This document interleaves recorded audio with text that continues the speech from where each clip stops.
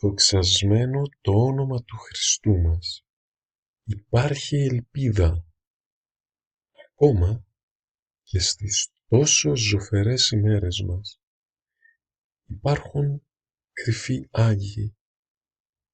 Άγιοι σαν τον Τσαγκάρη της Αλεξάνδρειας, όπως διαβάζουμε στο βίο του Μεγάλου Αντωνίου. Ο Παύλος και ο Κύριος Αθανάσιος μας μετάγγισαν Χριστό. Πίστη, ελπίδα, κατάνοιξη ψυχής. Τους ευγνωμονούμε, μα πάνω απ' όλα τον υπέροχο Χριστό μας.